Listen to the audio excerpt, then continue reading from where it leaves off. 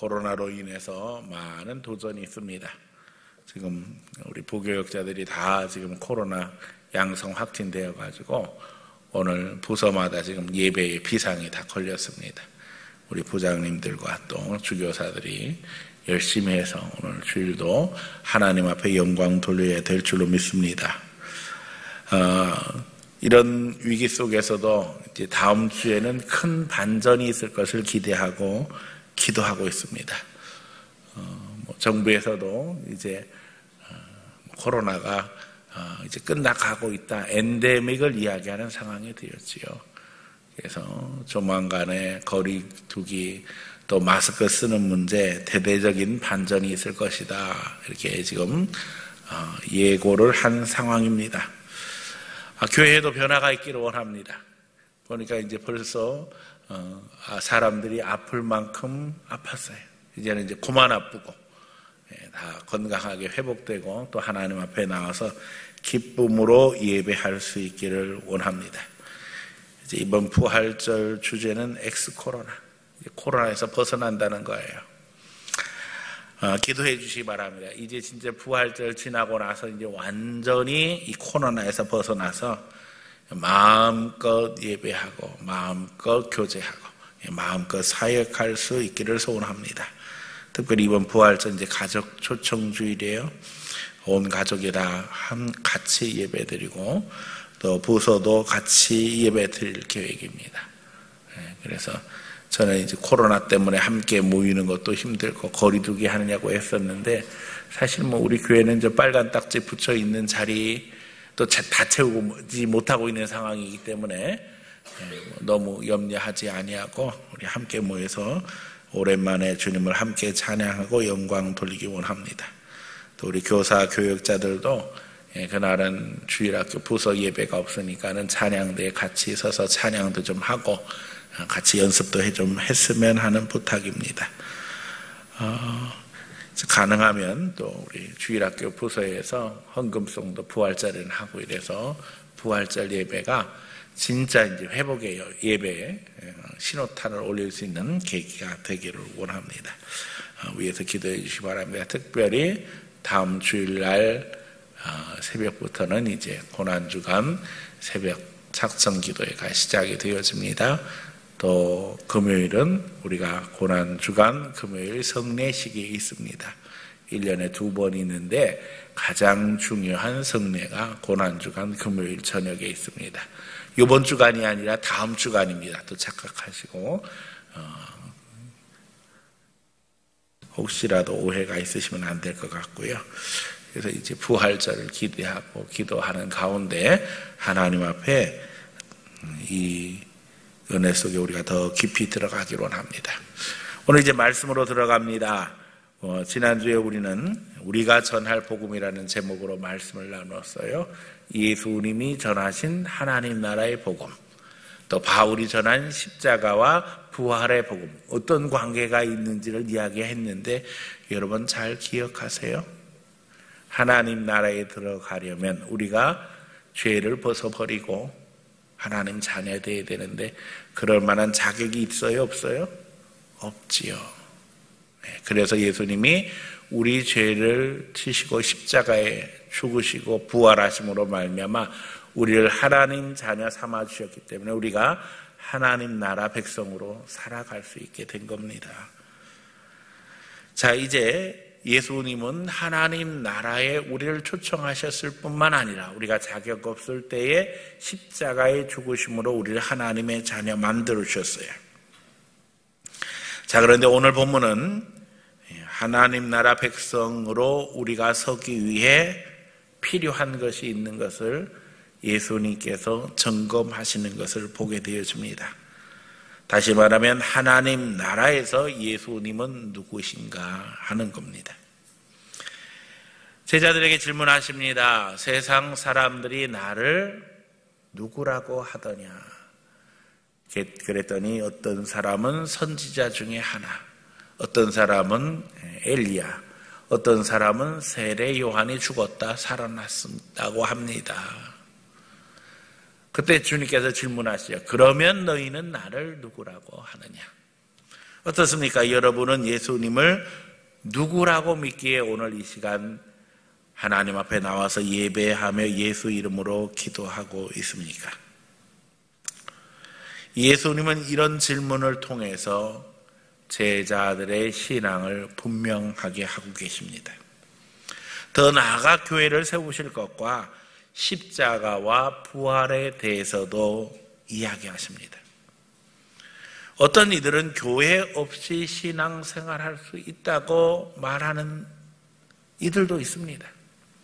또 다른 이들은 십자가 없이 신앙생활하려고 합니다. 자, 그런 신앙이 무엇이 잘못된 것일까요? 오늘 주님이 가지신 하나님 나라 회복에 있어서 교회와 십자가의 역할은 무엇이며 또 예수님이 너희는 나를 누구라고 하느냐 하는 이 질문은 어떻게 연관되는 걸까요?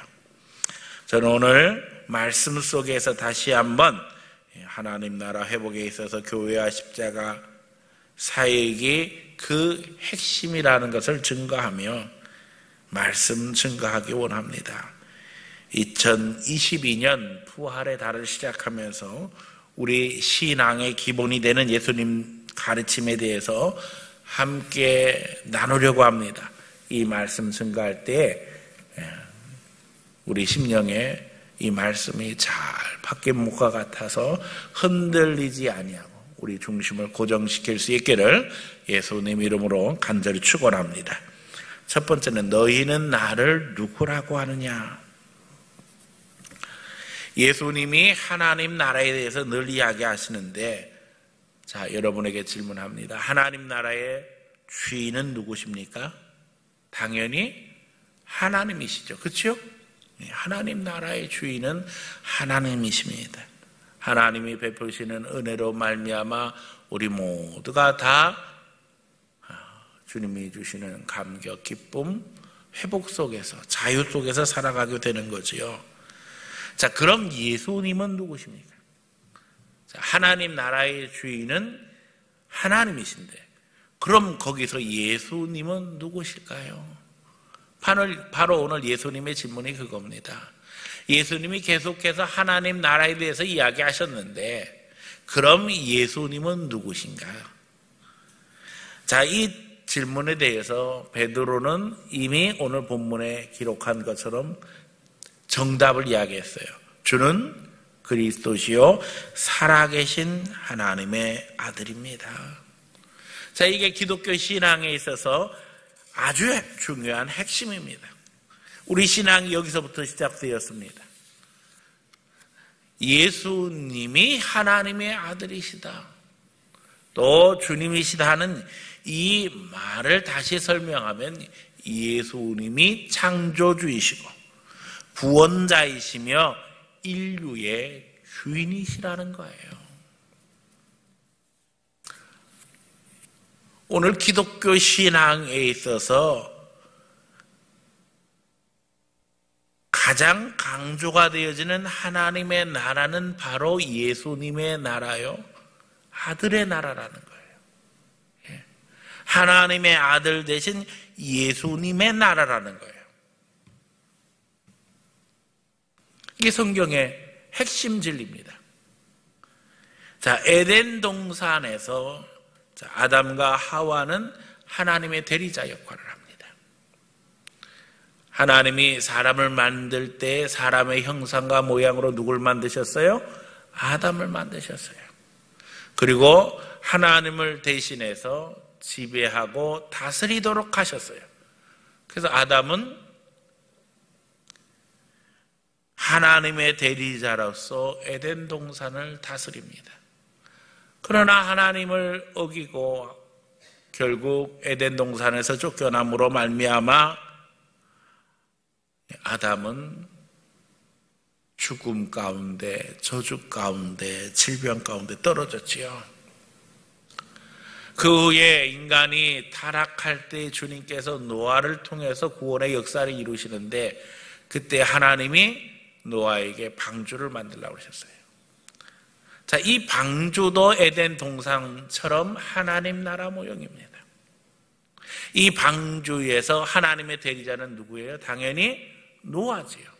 노아가 방주를 만듭니다. 그리고 그 방주에 태울 수 있는 짐승들을 구별해서 태웁니다. 또 그런가 하면 성경에는 하나님께서 특별한 족속 아브라함의 자손들을 택해서 이스라엘을 이루시고 그들이 애굽에서 종로로 탈 때에 불러내심으로 하나님 나라를 이루게 하시는 이야기가 나오는데, 그들을 다 출애굽시키셔서 시내산에 모으시고 나는 너희의 하나님이 되고 너희는 내 백성이 된다 말씀하시죠. 자, 그때 이스라엘 백성들에게 주신 게 뭐예요? 율법입니다. 그리고 그 율법의 핵심 비밀이 어디에 담겨져 있어요? 법궤에 담겨져 있어요. 자, 그 법궤는 어린 양의 피를 바름으로 말미암아 인간의 죄가 덮임받는 것을 가르쳐주는 귀한 성물이에요. 이것 자체가 하나님 나라 모형이에요. 결국 이스라엘 백성들이 하나님 나라 백성으로서 출발하는데 그들이 날마다 죄 씻음 받아야 되는데 그 죄 문제를 어디서 해결하는 거예요? 법궤 앞에 나가서. 그래서 이 법궤를 제가 죄통이라고 했습니다. 그 법궤 안에 성물이 있는데 다 인간의 죄를 생각나게 하는 성물이에요. 십계명 돌판도 마찬가지고 만나 항아리도 마찬가지고 아론의 쌍난 지팡이도 마찬가지예요. 그런가 하면 이제 이 법궤를 놓았던 성막이 성전으로 바뀌게 되어지는데, 그때에 이 성전을 건축한 이가 누구예요? 다윗이 소원했으되 솔로몬이 성전 건축을 완성하지요. 그러면서 다윗의 자손 예수에 대해서 성경은 이야기합니다. 다윗의 자손을 통해서 하나님께서 인류를 구원하실 것을 약속하셨어요. 그래서 솔로몬은 성전에서 하나님의 대리자로서 이스라엘 백성들 다스리는 것이고, 이제 우리가 아는 것처럼 예수님께서 다윗의 자손으로 이 세상에 오시지요. 자, 에덴 동산에서 방주에서 법궤에서 성전에서 하나님의 대리자가 있었어요.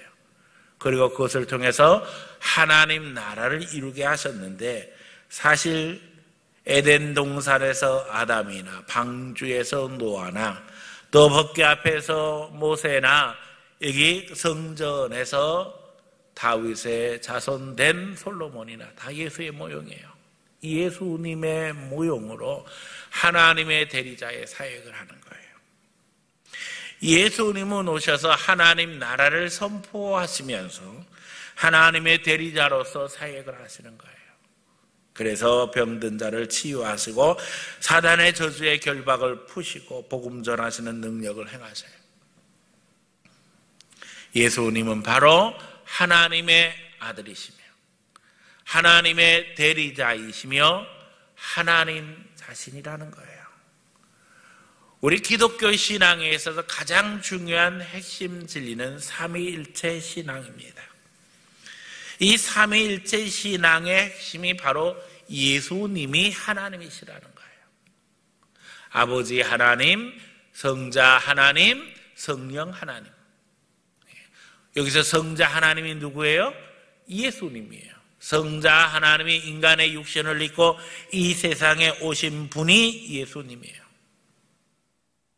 어려운 말로 예수님과 성부 하나님의 관계를 이야기할 때에 동일 본질이라고 이야기합니다. 또 다른 표현은 영광과 권능과 본질은 동등하시다 이렇게 표현해요. 성부 하나님이 하나님이실 뿐만 아니라 성자 하나님도 하나님이셔요. 그래서 기독교 신앙의 삼위일체 신앙은 예수님이 하나님이시라는 거예요. 영광과 권능과 본질이 동등하신 하나님으로 이 세상에 인간 육신을 입고 인간의 구원을 완성하신 이가 누구라고요? 예수님이시라는 거예요. 그러므로 예수님께서 베드로에게 질문하시는 거예요. 너희는 나를 누구라고 하느냐? 오늘 우리가 주님의 질문에 우리도 응답할 수 있어야 됩니다. 우리가 만난 예수님, 우리가 성경을 보며 오늘도 듣고 있는 예수님, 기도할 때마다 예수님의 이름을 우리가 입에 올리는데 그 예수님이 어떤 분인가? 인간의 육신을 입고 이 세상에 오셔서 우리를 구원하신 이 놀라운 비밀은 복음 중에 복음입니다. 이런 성육신의 비밀은 많은 동화 작가들에게 모티브를 제공해서 아름다운 작품으로 지금도 인류에게 남겨져 있어요. 그 대표적인 작품이 마크 트웨인의 왕자와 거지. 왕자는 뭐가 돼요? 거지가 되고, 거지는 왕자가 돼요. 여기서 왕자는 당연히 누구겠어요? 예수님이에요. 예수님이 낮아지심으로 우리가 높임을 받고, 예수님이 가난해지심으로 우리가 부요하게 되어지고, 예수님께서 채찍에 맞으심으로 우리가 고침을 받게 되어지고, 예수님이 십자가 지심으로 말미암아 우리가 부활의 영광에 이르게 되어진 것입니다. 안데르센의 유명한 동화 미운 오리 새끼를 여러분 다 아실 거예요. 자, 미운 오리 새끼는 본래 오리였나요? 아니었나요? 오리가 아니라 뭐였어요? 백조였어요. 그런데 오리 새끼 사이에 끼어서 살면서 온갖 핍박을 받습니다. 결국 성육신의 비밀뿐만 아니라 인류에게 소망을 주는 메시지를 담고 있는 것을 우리가 보게 되어집니다. 마치 백조가 오리 속에서 천대를 받는 것처럼 예수님은 이 세상에 오셔서 우리와 함께 하심으로 온갖 모욕과 멸시를 다 당하셨어요. 그러나 마치 백조가 이제 성장하여서 하늘 날아오르게 될 때에 오리들과는 완전히 달랐던 것처럼 하나님이신 예수님은 인간과 다른 분이었다는 거지요. 더더욱 이 이야기는 예수님의 이야기일 뿐만 아니라 예수님을 믿는 우리의 이야기가 돼요. 우리가 이 세상에 살아갈 때 핍박과 환난과 역경이 많습니다. 그러나 우리의 정체성이 다르기 때문이라는 거예요. 예수 믿고 나면 하나님의 백성 되어 살아가는데 세상 사람들은 그걸 알지 못하기 때문에 예수 믿는 사람들을 자꾸 괴롭혀요. 하지만 때가 되면 주님은 하나님의 백성들을 영광 중에 드러나게 하셔요. 하나님의 역사를 이루게 하셔요. 다시 한번 질문합니다. 우리는 예수님을 누구라고 고백합니까? 주는 그리스도시요 살아계신 하나님이십니다. 우리를 위해서 이 세상에 낮아지셔서 찾아오셨을 뿐만 아니라 우리를 위해서 모욕과 멸시를 겪으시고 우리 죄를 지시고 십자가에 죽으시고 다시 사심으로 말미암아 우리를 하나님 나라 백성으로 만들어 주신 분이 누구예요? 바로 예수님이에요. 이 신앙 고백이 오늘 우리에게 분명해야만 합니다. 예수님이 우리를 온갖 죄악에서 건지신 유일한 구주. 그래서 주님께서 말씀하셨어요. 내가 곧 길이요 진리요 생명이니 나로 말미암지 않고는 아버지께로 올 자가 없느니라. 더 정확하게 이 본문을 해석하면 내가 곧 유일한 길이요 내가 곧 유일한 방법이고 내가 곧 유일한 진리라는 뜻이에요. 다른 길, 다른 방법 없습니다. 아버지께 갈 수 있는 유일한 통로는 오직 예수님이에요. 왜냐하면 예수님께서 인간의 육신을 입고 이 세상에 오셔서 비로소 아버지를 드러내고 계시기 때문이라는 거예요. 오늘 우리가 분명한 신앙 고백 위에 서기를 원합니다. 세상의 온갖 미혹과 마귀의 유혹은 우리의 신앙을 흐트러뜨립니다. 예수님을 그냥 무슨 많은 신 중에 하나, 심지어는 많은 선생 중에 하나, 심지어는 교육가, 심지어는 혁명가, 이렇게 이야기하려고 애쓰는 사람들 많지만 우리 신앙은 분명하다는 거예요. 예수님이 하나님의 아들, 인간의 육신을 입고 오신 하나님 자신이라는 사실 늘 기억하는 가운데 오직 예수 그리스도로 덧니고 예수님 의지하며 예수님을 믿고 살아가는 성도들 되시기를 예수님 이름으로 간절히 축원합니다. 두 번째, 그럼 교회는 무엇입니까? 예수를 부인하는 자들, 예수님을 하나님으로 인정하지 못하는 자들은 반드시 교회를 부인합니다. 왜요? 성경은 교회를 예수님의 몸이라고 이야기하고 있어요. 오늘 본문은 특별히 예수님께서 친히 교회를 세우셨음을 이야기합니다. 이 반석 위에 내 교회를 세우리니.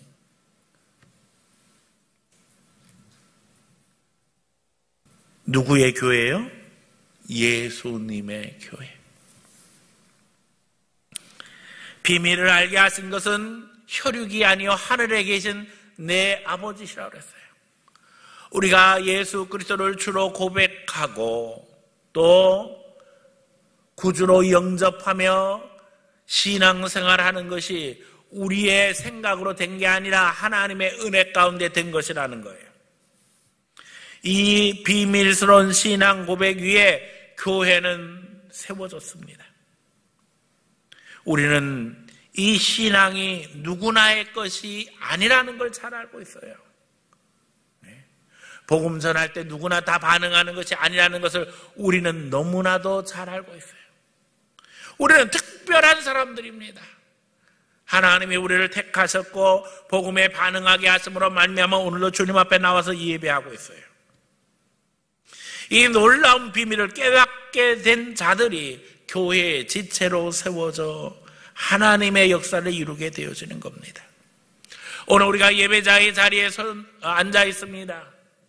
아무나 다 이 자리에 앉을 수 있는 것 같지만 그렇지 않다는 거예요. 더욱이 오늘 본문 말씀은 교회에 주님께서 특별한 권세를 주셨다고 말씀하고 계셔요. 뭘 주셨다고 그랬어요? 천국의 열쇠. 교회는 천국의 열쇠가 있다는 거예요.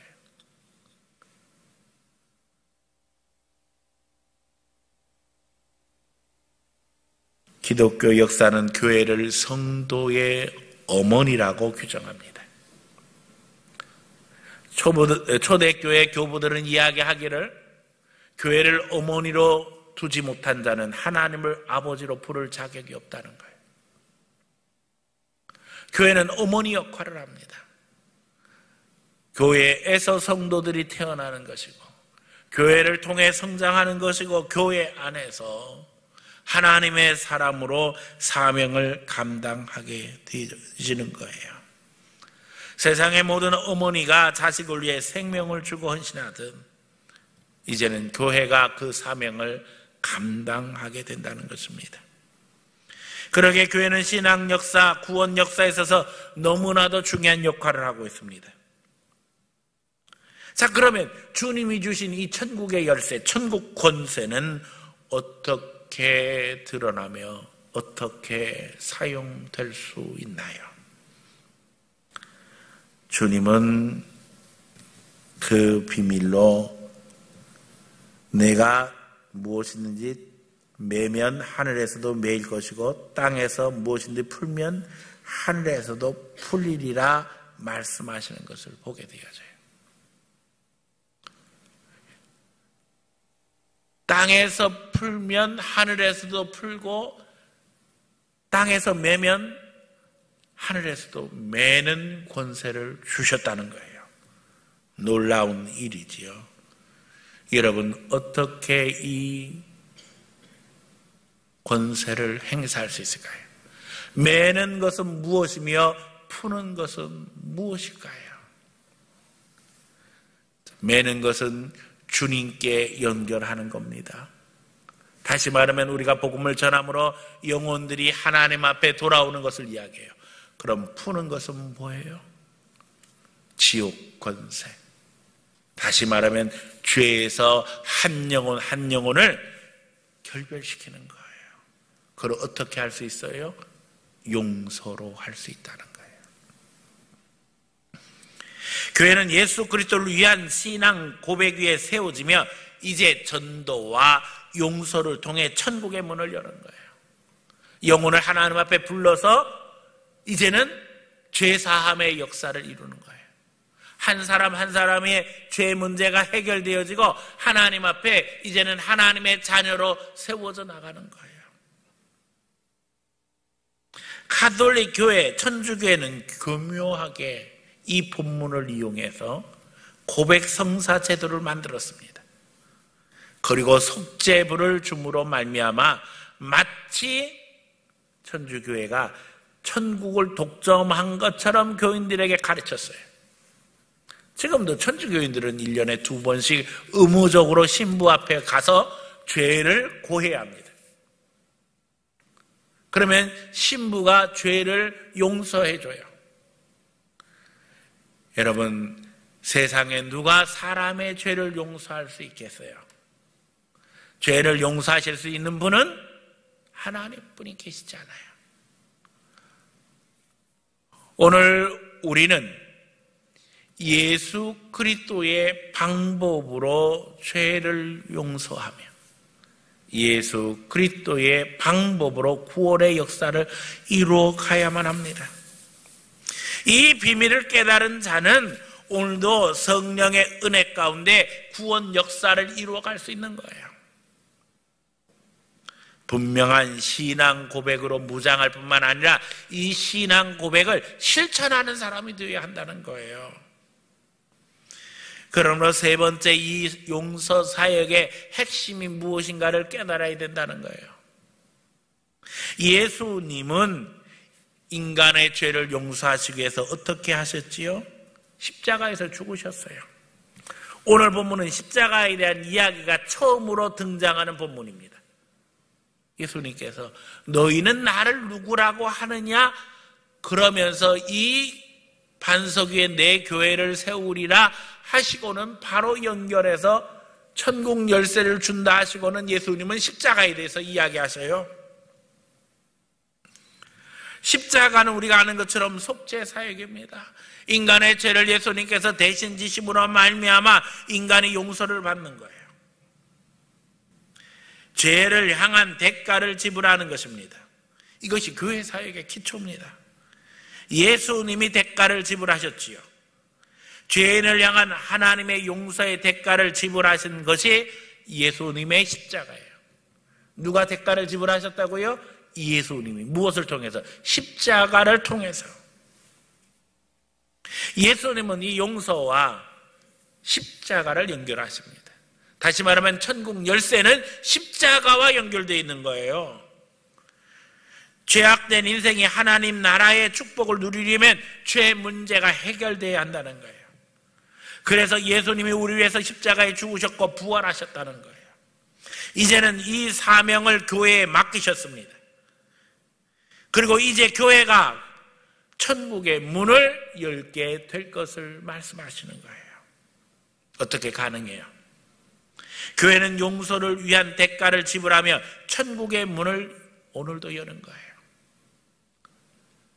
구원의 역사가 예수님께 있음을 이야기함으로 말미암아 사람들이 구원의 복음을 받아들일 뿐만 아니라 이제는 이 용서 사역을 계속하기 위해서 우리도 우리 십자가를 칠 줄 알아야 한다는 거예요. 비로소 거기에 부활의 역사가 있어서 저주에서 축복으로, 죽음에서 생명으로 바뀌는 은혜가 있게 된다는 겁니다.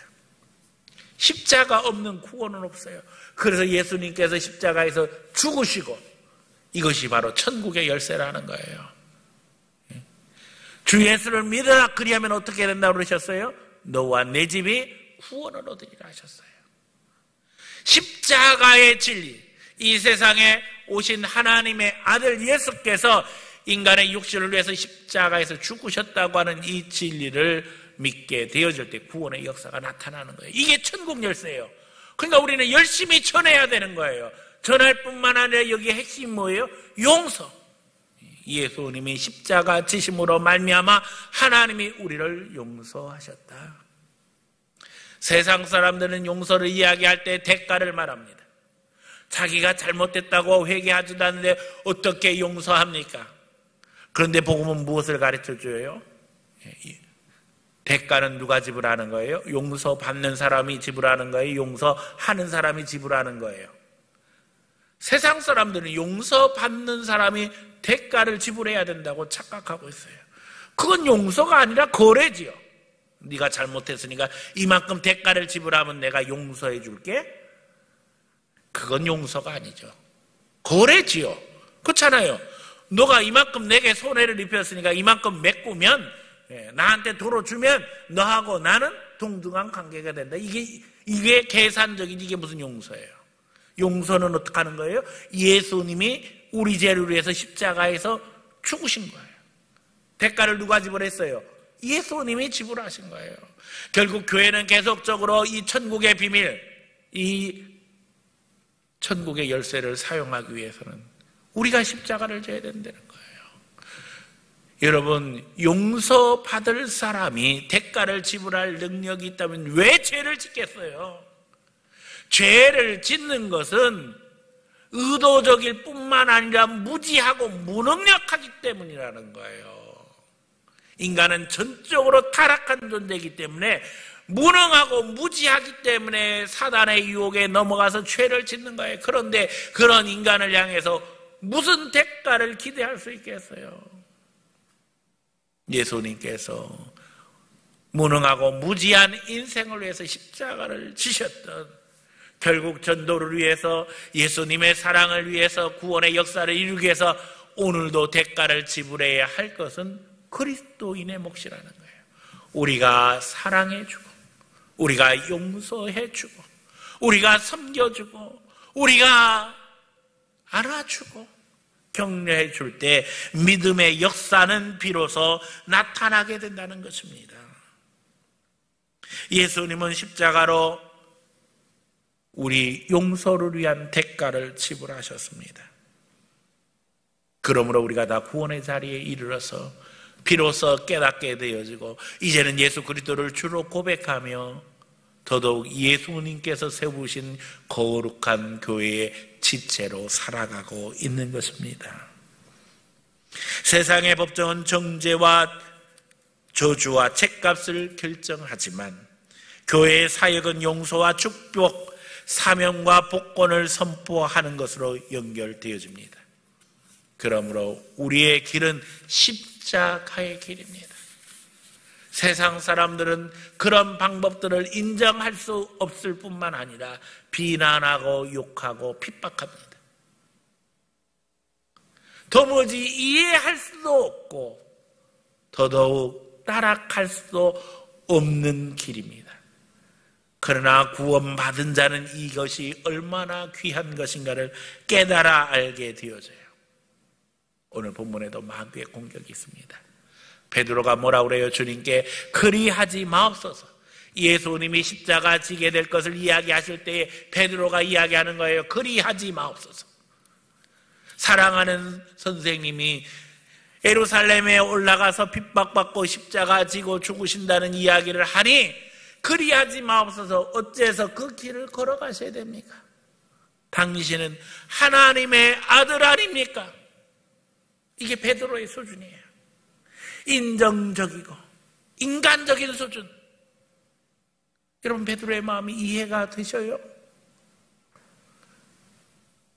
얼마든지 이해가 될 수 있지요. 사랑하는 예수님이 고난당한다 그러면 그래요, 예수님 많이 당하세요. 이러면 이상한 거 아니에요? 그런데 주님 뭐라 그러세요? 사단아 물러가라. 너를 넘어지게 하는 자가 사단이라는 거예요. 주님은 인정적인 수준, 인간적인 수준에서 우리가 한 단계 더 올라가서 이제는 주님의 마음으로 세상을 보며 영적인 시야가 열려져서 이 십자가의 비밀을 깨닫고 용서의 비밀을 깨달으며 우리가 천국 열쇠를 가지고 구원의 길을 여는 예수님의 길을 따라가기를 원하고 계신다는 것 기억하는 성도들 되시기를 축원합니다. 십자가로 부활의 역사를 이루신 예수님을 묵상하시기 바랍니다. 그리고 이제 주님께 주님 나는 어떤 십자가를 지며 주님을 쫓아야 될까요? 우리 기도순이 그저 나 잘 먹고 잘 되고 내 자식 잘 되는 수준에서 벗어나서 주의 십자가 지고 쫓을 각오를 하고 주의 십자가를 따라 나서게 될 때 거기에 천국의 열쇠가 능력을 발휘하게 되는 겁니다. 거기에 하나님의 은혜가 부어지며 하나님 나라와 의가 이루어지는 놀라운 비밀이 실현되는 것입니다. 교회를 통해 예수님의 십자가가 복음이 증거되어질 때 우리의 십자가가 세상 사람들에게 분명한 증거가 되기를 축원합니다. 우리 마음에 예수님의 십자가가 있고 또한 우리 삶에 예수님의 십자가가 있어서 우리가 가는 곳곳에서 하나님 나라가 증거되어지며 이 놀라운 천국의 능력이 함께하기를 예수님 이름으로 간절히 축원합니다.